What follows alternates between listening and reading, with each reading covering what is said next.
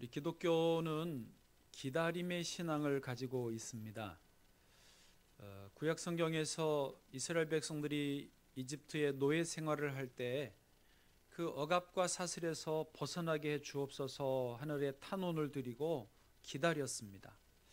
하나님께서 그 기다림에 응답하셔서 지도자 모세를 보내시고 출애굽을 허락하셨습니다. 또 가나안 땅에 들어가 있던 이스라엘 백성들은 이제 온 세상의 구원자 메시아를 기다렸습니다. 역시 하나님께서 그 아들 예수님을 보내셔서 온 인류를 대신하여 십자가에 달려 죽게 하시고 3일 만에 부활하게 하심으로 메시아 되게 하신 것입니다. 그 덕택에 오늘 저와 여러분이 여기에 있는 줄로 믿습니다.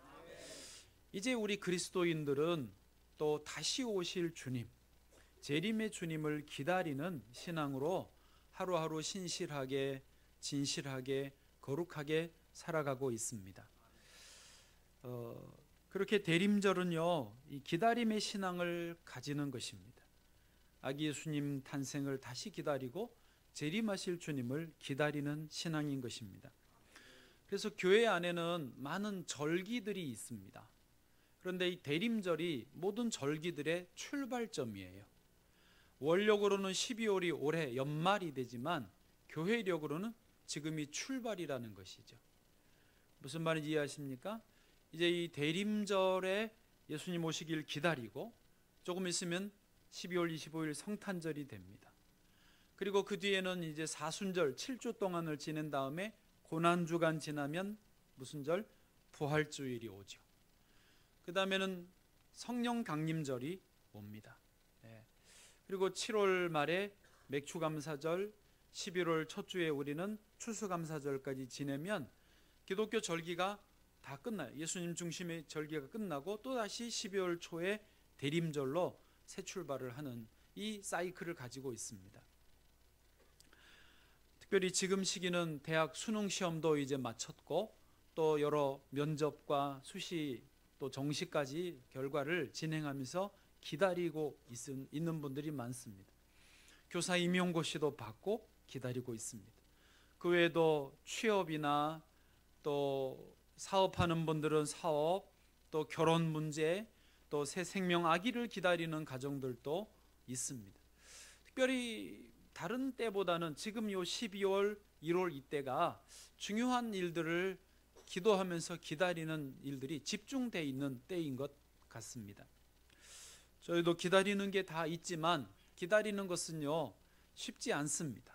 초조하기도 하고 긴장되기도 하고 안 되면 어떡하지 조바심도 있고 그렇습니다. 그러나 대체로 보면요 우리 그리스도인들은 기다리는 것을 좀 잘하는 편입니다. 왜냐하면 교회에 다니고 예배를 드리고 말씀을 듣다 보면 이 기다림에 대해서 이렇게 저렇게 훈련을 받아요.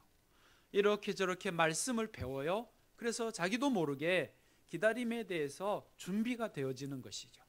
그래서 하나님의 때에, 가장 좋은 때에 선물을 받아 누리는 분들이 참 많습니다.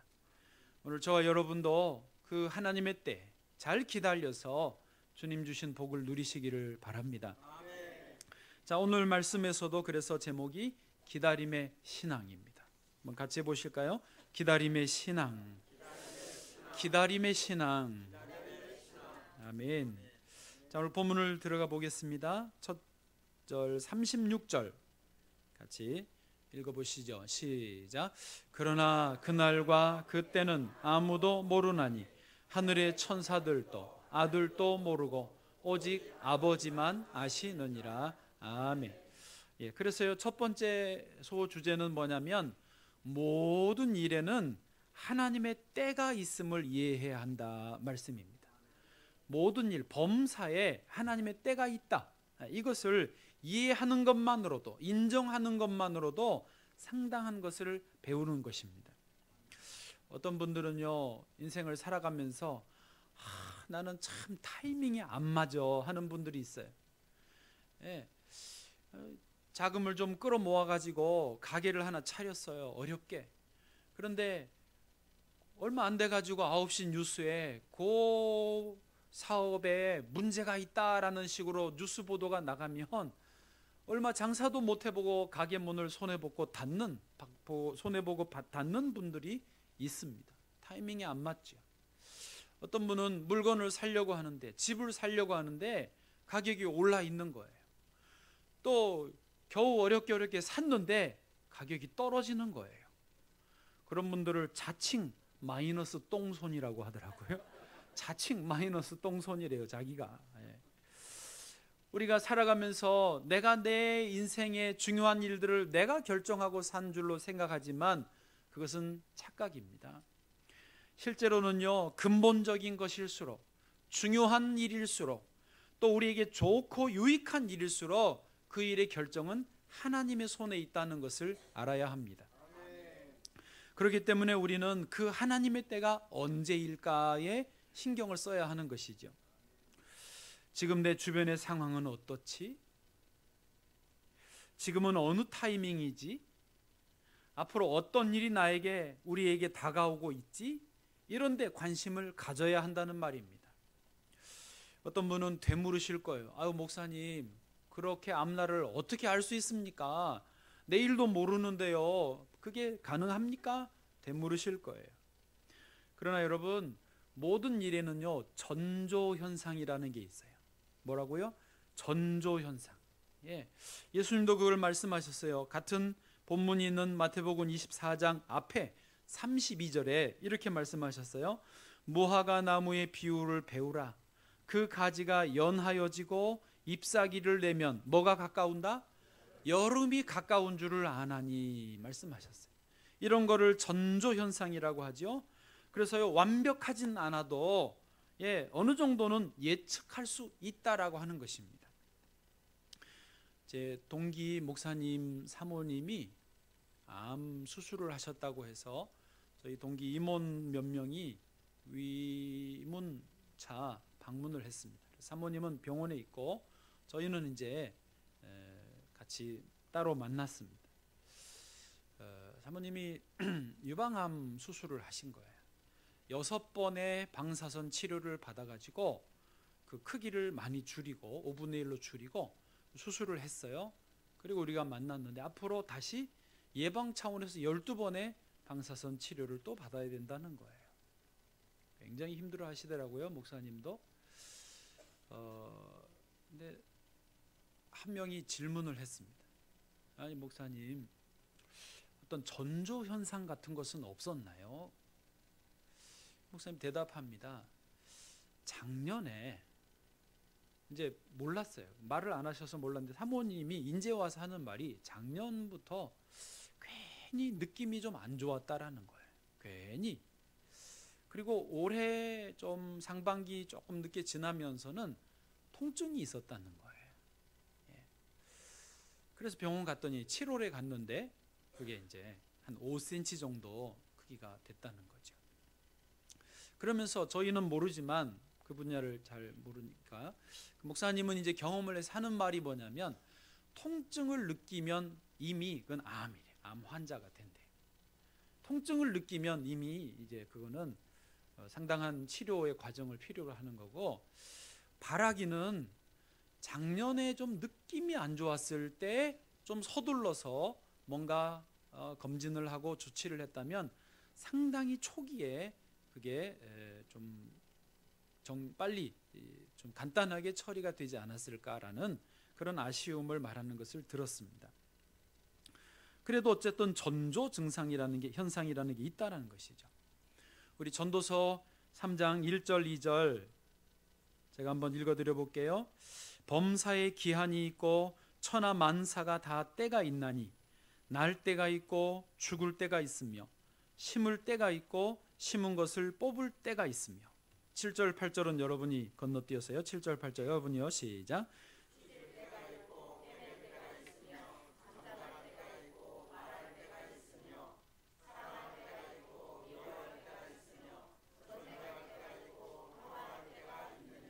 아멘.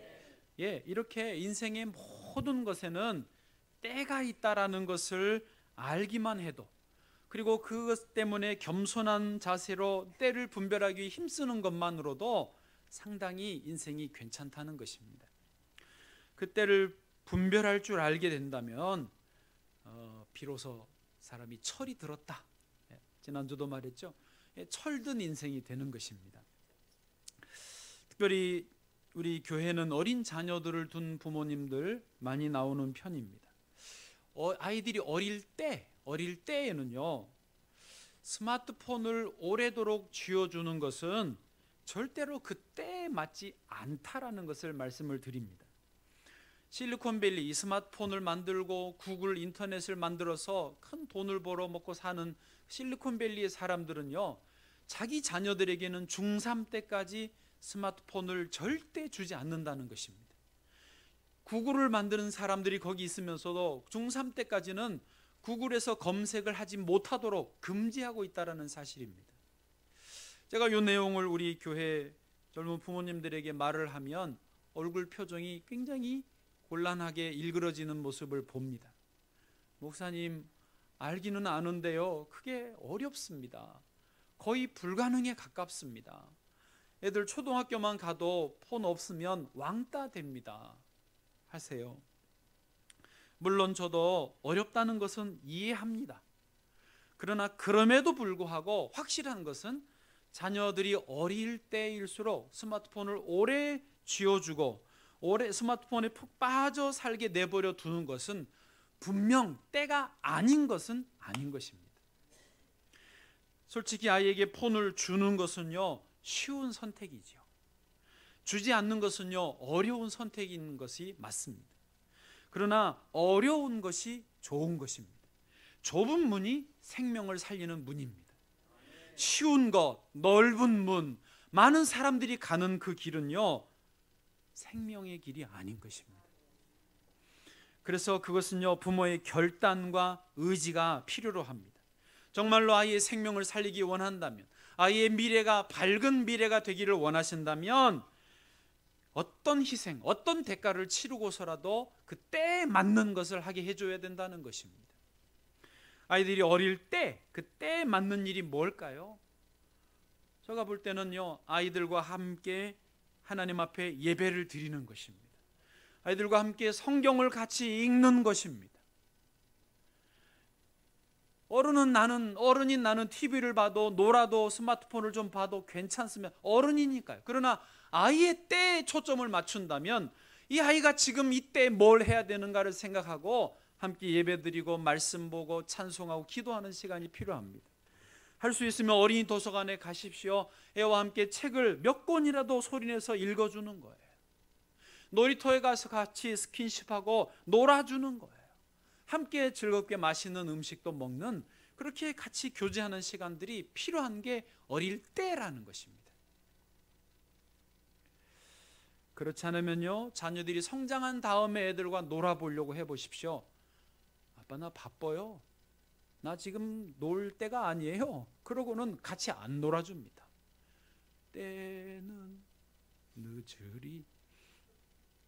여러분, 야구에서요, 타자가 날아오는 공을 잘 맞춰야 되는데 투수와 타자의 싸움이 사실은 무슨 싸움인지 아세요? 그게 타이밍 싸움입니다. 투수는요, 최대한 타자의 타이밍을 뺏으려고 합니다. 그래서 공을 아주 빠르게 던졌다가 빠른 공이 왔으니까 빠른 것에 익숙해져서 빠르게 휘둘렀는데 그 다음 공은 일부러 느리게 보내는 거예요. 타이밍 뺏는 거죠. 때를 뺏는 거예요. 이쪽으로 줬다가 저쪽으로 줬다가. 사실 타자가 잘하는 타자라는 게 그게 뭐냐, 날아오는 공의 타이밍에 내 야구 방망이를 잘 갖다 맞추는 능력이 이게 잘하는 거예요. 때를 잘 맞추는 거예요.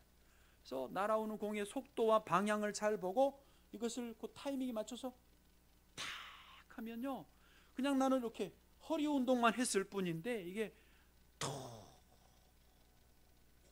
홈런이 되는 것이죠. 할렐루야. 그게 중요한 거예요. 이 때를 맞추려고요, 타자가 수천 번을 연습을 하는 거예요. 이 때 맞추는 게 어려운데 때만 맞으면 안타고 홈런이 되는 거예요. 여러분, 인생의 많은 분야가 그렇습니다. 우리가 대단한 능력, 인간이 다 그래봐야 50보 100보 아닙니까? 그래봐야 다 도토리 키재기 아닙니까? 중요한 거는 인생의 때를 맞추는 게 그게 홈런 인생이 되고 대박 인생이 되는 거예요.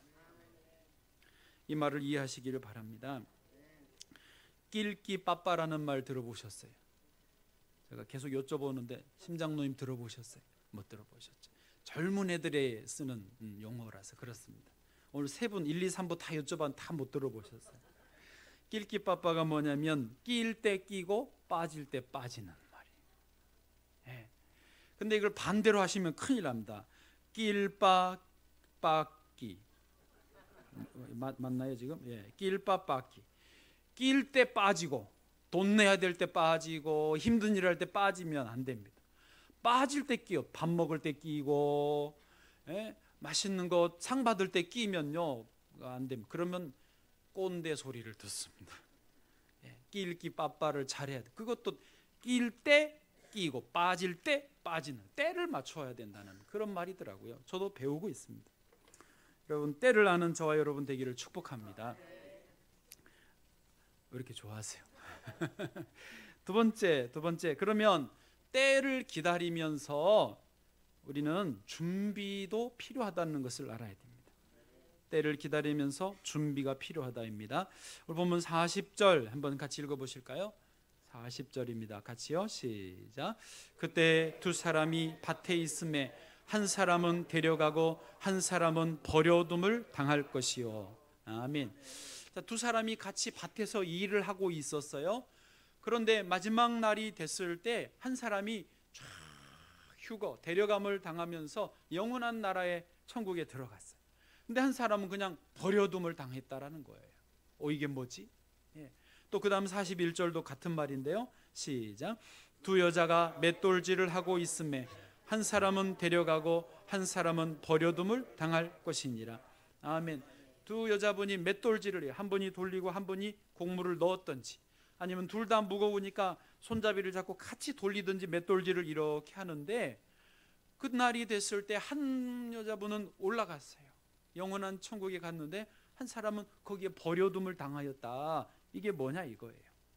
그러므로 때를 기다리는 것도 중요하지만 기다리면서 뭘 해라? 준비를 하라는 거예요. 준비.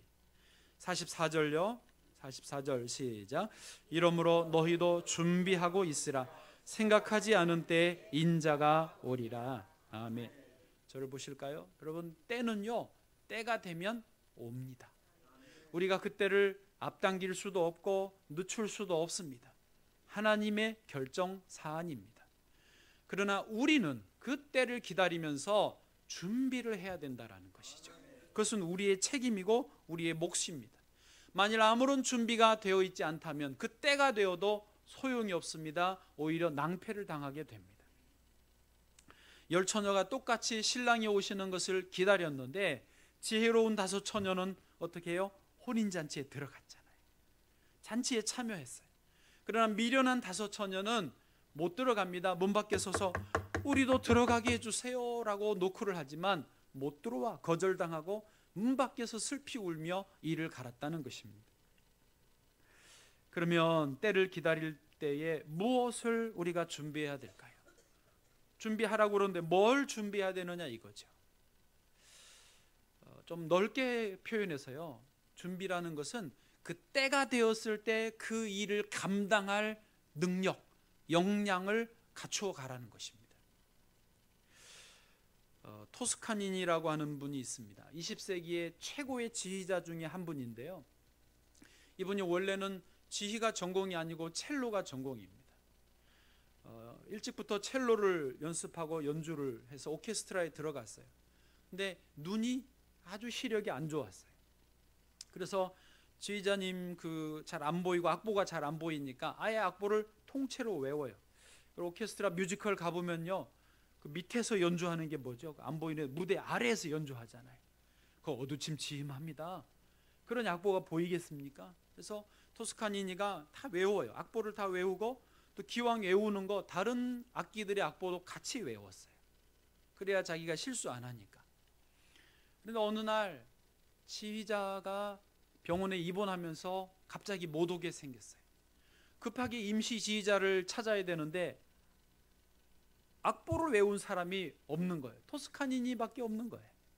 그때 토스카니니가 19살이었습니다.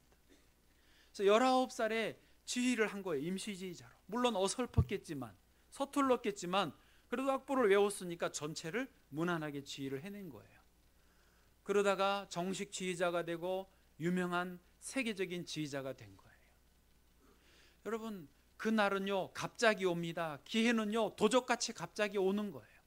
그때 준비된 사람은 그 기회를 잡는 거고, 준비되지 않았으면 기회가 왔어도 오히려 부끄러움만 당하게 될 수 있다는 것이죠.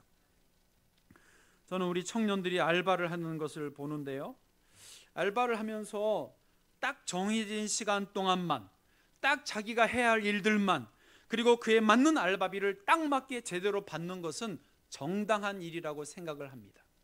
믿습니다. 그렇지만 만약에 우리 청년들이 자기가 평생 알바 인생으로 살기를 원하지 않는다면, 대신에 나는 지배인이 되고 싶다, 나는 사장님이 될 거야, 나는 조물주 위에 건물주가 있대요 요즘에, 건물주가 되고 싶다면 그 맞는 준비를 차근차근 해 나가야 되는 줄로 믿습니다. 내가 만일 지배인이 된다면 이때 어떻게 할까를 생각해 보는 거예요. 연습을 하는 거예요. 미리. 내가 만약에 사장님 되면 니네 다 죽었어, 이런 거는 아니에요. 그런 생각을 하시지 말고, 내가 사장님이 되면 어떻게 운영을 해볼까, 그걸 고민해 보는 거죠. 내가 만약에 건물주라면 전체를 어떻게 볼까, 이걸 어떻게 또 운영해 나갈까를 자꾸 생각하는 거예요. 내가 건물주 되면 난 여행 다닐 거야, 나 골프 치러 다닐 거야, 그러면 못 됩니다. 준비를 해야죠. 준비를 해야죠. 자주 말씀드립니다마는 교회 주변의 요 골목에서 쓰레기를 줍는 분, 빗자루 들고 청소하는 분들이 누구라고요? 제가 죄송합니다. 세입자가 청소하는 것을 아직까지 못 봤다니까요. 건물주가 청소해요. 그런 의식이, 마인드가 다른 거예요. 할렐루야. 여러분 모두 건물주 되시기를 축복합니다. 제가요 에티오피아 선교사 다녀와서 한 8개월 동안 엎드려 있었어요. 오라는 곳 없어서 그냥 좀 대기하는 상태로 있었는데, 그때 제가 만약에 내가 담임 목회자가 되면 섬기는 교회 목회를 이렇게 해야지 하면서 목회 백서를 좀 작성을 해봤어요. 홈페이지에 들어가 보면요, 그 목사님의 목회 철학, 목회 전략, 방법, 그리고 그것에 대한 결과물까지 홈페이지에 거의 대부분 다 나와 있어요. 찾아보면 다 샅샅이 뒤지면요 다 있습니다. 목회 그 책을 봐도 많이 있고요, 또 어떤 잡지에도 많이 소개되어 있습니다. 그래서 8개월 동안 내가 목회를 하면, 담임 목사가 되면 이렇게 하지, 목회 백서를 작성을 했어요. 그런데 그 내용 중에 하나가 이겁니다. 내가 목회를 하면 그러면 치유 목회와 예방 목회가 있는데 나는 예방 목회 쪽으로 가야 되겠다라고 방향을 좀 잡았어요. 그게 무슨 말이냐면요, 치유 목회라는 게 이제 듣기 좋게 말해서 치유 목회인데, 치유 목회는 제가 보니까 이런 거더라고요. 교인들이 상처를 입어요, 시험 들어요, 문제가 생겨요. 그러면 쫓아다니면서 상담해주고 위로해주고 치유해주면서 회복시켜주는 일이 주로 치유 목회. 사고 터지면 뒷감당하는 거예요. 예방 목회는 뭐냐면 미리 성도들을 건강하게 훈련을 시키는 거예요. 미리 시험 안 들게. 그래서 예방주사도 맞추고 제자훈련도 하고, 그래서 좀 뒤치다거리, 완벽할 수는 없지만, 뒤치다거리 안 할 수는 없지만, 그래도 서로 건강하게 신앙생활을 할 수 있는 교회 공동체 분위기가 되더라고요. 그래서 제가 어차피 한평생 목회할 거, 기왕에 목회하는 거 자꾸 사고 터지고 시험 들고 문제 생기는 거 뒤치다거리 하면서 목회를 끝낼 것이냐, 아니면 힘 받아서 은혜 받고 즐겁게 신앙생활하고 교회가 행복하게 화목하게 영적으로 뜨겁게 하면서 목회를 끝낼 것이냐. 그래서 제가 예방 목회를 택한 거예요. 여러분, 인생도 가정도 그렇더라고요. 어떤 가정, 어떤 인생은요 준비가 안 돼가지고 늘 사고 터지면 뒤치다꺼리를 하면서 한평생을 보내는 거예요. 경찰서 갔다 왔는데 또 병원 가라고 그러고, 병원 갔다 왔는데 또 학교 오라고 그러고, 학교 갔다 왔는데 또 경찰서 오라고 그러고, 잡아 데리고 나왔는데 또 들어가 있고, 평생 그렇게 사는 인생도 있습니다. 그러나 반대로요, 미리미리 준비해서 감사하고 누리고 평안하고, 그렇게 감사하며 사는 인생도, 가정도 있다라는 것이죠. 여러분, 우리 인생에서 정말로 가장 신경 써서 준비해야 되는 것이 뭔지 아십니까? 마지막 때입니다. 오늘 본문의 첫 절, 그날과 그때는 아무도 모르나니 되어 있죠. 여기 그날과 그때는요, 단수예요. 앞에 요 본문, 우리가 읽은 본문보다 앞에 있는 여러 날과 때들이 쭉 나왔는데, 그날과 그때들은요 복수로 나왔어요. 여러 날 여러 때들이 시대의 인생에 있었어요. 그러나 여기 그날과 그때는요 단수예요. 한 번뿐이에요. 일회성이에요. 한 번에 끝나는 거예요. 그날 그때가 언제냐? 주님 앞에 서는 그날 그때예요. 이때는요 연습이 없습니다. 시행착오 한 번이면 끝나버려요. 이건 철저하게 준비해야 되고, 마지막 날 주 앞에서 영원한 생명, 영원한 하나님 나라로 들어가야 될 줄로 믿습니다. 우리 찬양 한번 같이 부르시면 좋겠어요. 원하고 바라고 기도합니다. 이 찬양인데요, 너무너무 좋아요.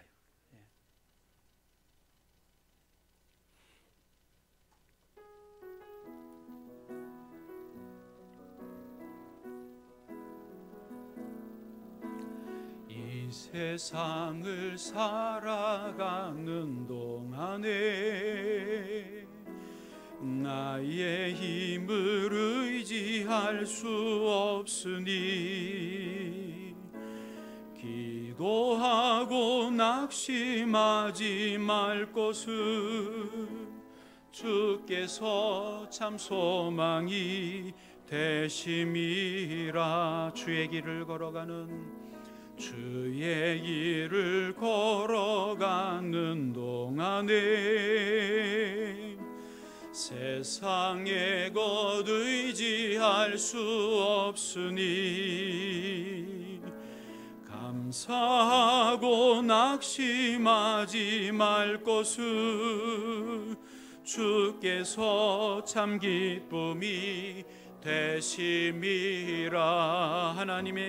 하나님의 꿈이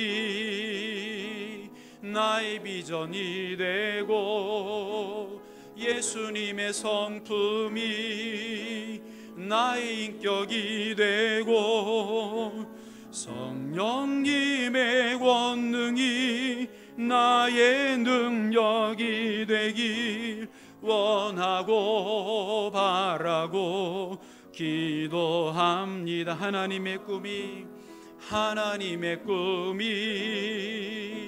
나의 비전이 되고, 예수님의 성품이 나의 인격이 되고, 성령님의 권능이 나의 능력이 되길 원하고 바라고 기도합니다. 원하고 바라고 기도합니다. 아멘. 이제 마지막 세 번째로 넘어갑니다. 때를 기다리면서 우리에게는 영성도 필요합니다. 42절 본문 말씀 함께 읽겠습니다. 시작. 그러므로 깨어 있으라. 어느 날에 너희 주가 임할는지 너희가 알지 못함이니라. 아멘. 여기서 깨어 있으라는 말씀의 뜻은 영적으로 신앙적으로 깨어 있으라, 그것을 의미하는 것입니다. 우리는요 하나님 창조 질서에 의해서 6일 동안 열심히 일해야 됩니다. 열심히 공부하는 분들은 공부하는 게 맞고요, 수고의 땀을 흘리는 것 맞습니다. 그리고 제 7일째 되는 날 주일에는 하나님 앞에 나와서 이렇게 예배 드리는 것이 영적으로 깨어있는 의미인 것입니다. 더 기대한다면요, 매일 아침 혹은 저녁에 하나님 말씀을 읽고 묵상하고 기도하는 시간을 갖는 것, 그것이 영적으로 깨어 있는 것이 되겠습니다. 말하기가 참 조심스럽지만 세월호 사고 때 많은 부모님들이 너무 아쉬워했던 것, 후회했던 것이 하나 그것입니다. 이럴 줄 알았으면 아이를 억지로 등대 밀어서 학원에 보내지 않았을 것을 이었습니다. 좀 더 행복하게, 좀 더 즐겁게 시간을 보내게 해줄 것을, 아이와 함께 우리도 가족 식사를 좀 할 것을, 돈 많이 벌어서 학원비 되겠다고, 그래서 바쁘다고 아이와 함께 시간 못 보내고 밥도 한번 제대로 못 먹고 그렇게 이렇게 떠나 보내겠다 하면서 무척 아쉬워했습니다. 여러분, 우리에게는 그런 날이 안 올 것 같지만 꼭 세월호 상황은 아닐지라도 언젠가는 서로 이별해야 되는 때가 오는 것입니다. 그런데 우리가 그때를 모른다는 것이죠. 문제는 오히려 사람들은요, 마치 내가 혹은 우리 자녀가 영원히 살 것처럼, 영원히 함께 있을 것처럼 생각을 합니다. 그것은요, 영성이 아니에요. 영성이라는 것은 뭐냐? 늘 하나님의 때를 생각하고 우리의 날이 끝이 온다라는 것을 생각하고 하나님께 모든 것을 표준을 맞추는 것을 의미하는 것입니다. 그래서 어떤 분은 나는 오늘이 마지막 날이라고 생각하며 산다라고 하면서 새벽부터 밤늦게까지 열심히 하고 싶은 것을 하며 산대. 어떤 분이 그 질문에 만약에 오늘이 내 인생의 마지막 날이면 모아둔 돈 3천만 원을 찾아다가 다 쓰고 그러고 죽을 거라고 그렇게 써놨더라고요. 뭐 그렇게 이 땅에서 후회 없이 아쉬움 없이 사는 거 좋습니다. 그런데요, 진짜 영성은 뭐냐면 이 땅에서 후회 없이 다 쓰고 다 누리고 살다가 죽는 것도 좋지만 진짜 영성은요, 그 다음에 우리가 하나님 앞에 선다는 것을 기억하는 것입니다. 천국이 있고 지옥이 있습니다. 심판주의 심판을 받아야 된다는 것입니다. 수능 시험이 있듯이, 교사 임용고시가 있듯이 시험의 날이 온다라는 거예요. 제 대학 동창이요, 지금 자기 사업을 잘 하고 있는데 몇 년 전에 교회를 다니게 되면서 와서 저한테, 목사인 저한테 와서 이런 말을 하더라고요. 자기들도 고민을 했대요. 진짜 하나님이 계시는가? 안 계시는가?